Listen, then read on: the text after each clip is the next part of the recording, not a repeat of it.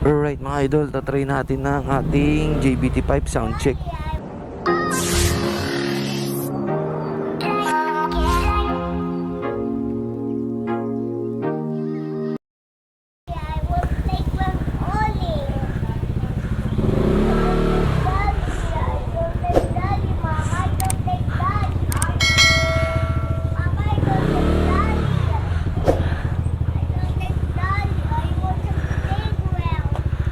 Oh, come on, punta tayo sa playground. Sama mo si mama. Sama mo si mama. Playground daw, playground. Siya, Ann. Alright mga idol, ito ang ating soundcheck ng GBT5. Pinakamahina. Pag naka-idle, ganyan siya. Mahina lang.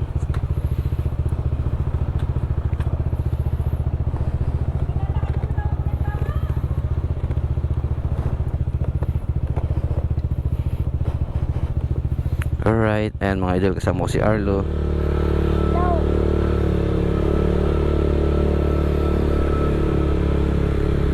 And sound check ng level 1 mga idol. Alright. Sa mga magtatanong pala mga idol kung naka-remap to or reset ECU lang ginawa natin. Slow lang, hawak dito si Arlo. Hawak dito.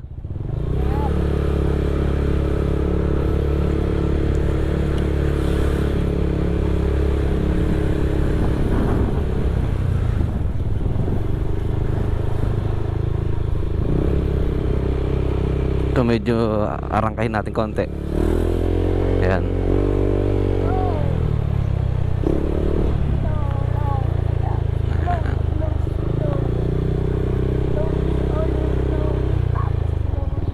Slow only lang.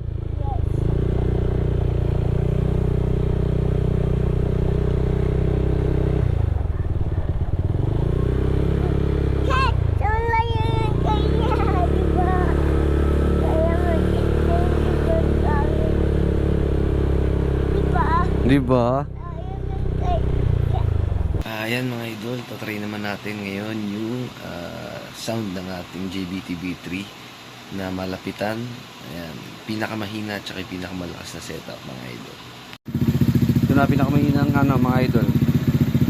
Sound check.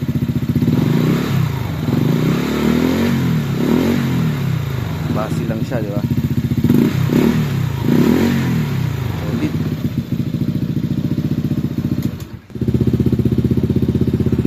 Idol, ito na yung pinakamalakas. Sa mga di pa nakakala mga idol, ito yung adjacent sa ilalim ng JBT B3.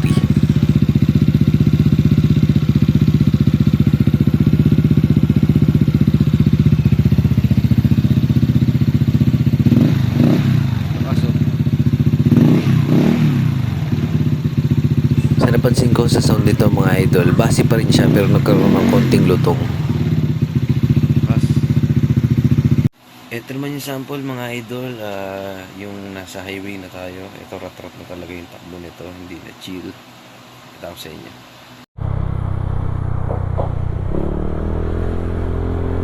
Alright mga idol, ito ang sample sa highway naman. Medyo may bibirit na natin ng konti yung tunog.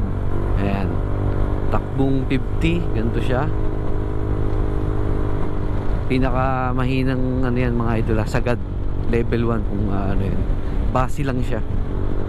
63. Ayan, tunog niya. Gunit pa natin konti hanggang mga 80. Ayan. Ayan ang sound niya, diba tahimik lang, base lang siya. Malakas lang ng konti sa stock. Ganda ng tunog ng JBT.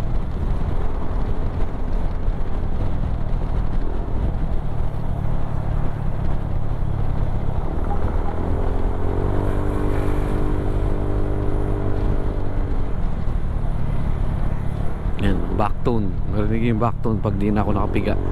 Ayan na, backtone, mahina lang yung backtone nya. Yung backtone nya yung solid. Ayan na, base yung backtone.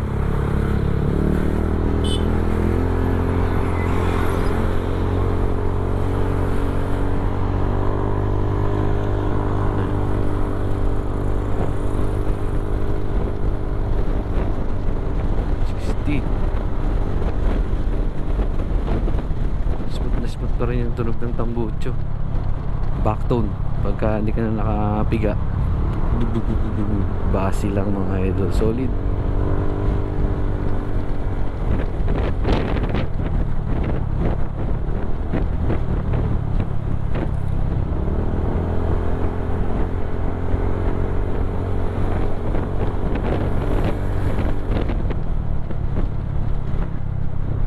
Stoplight, backtone nyo.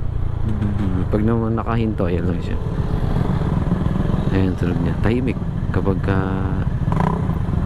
maingay pa yung mga MTA, mas malakas kasi medyo malutong yun. Ako yan lang gusto kong tunog kapag sa pipe. Basi lang siya. Malakas pa itong mga ganito sa Raider.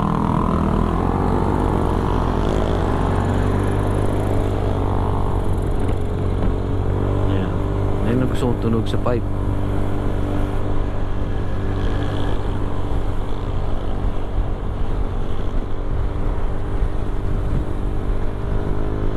Medyo bibirit ko konti. 64.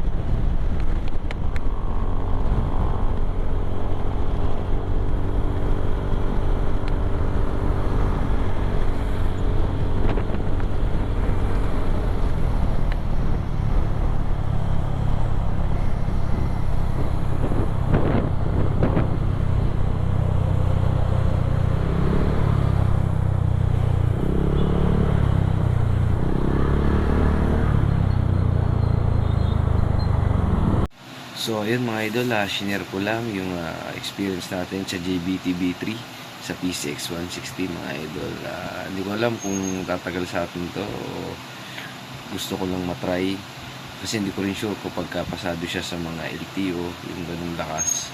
Ako mag-New Year din kasi kaya ako siya binili ngayon.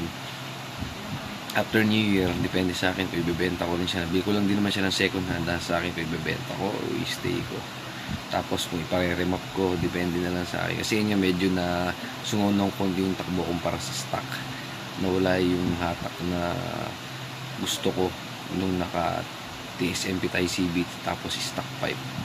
Ngayon medyo nawala yung panggitna. May arangkada siya yung bandang gitna, parang bitin tapos tsaka na siya aandar uli kapag nasa bandang 80 pataas. So yun lang mga idol, maraming salamat sa panonood kay Vlog Mamba. Ingat tayo palagi, ride safe. Peace out.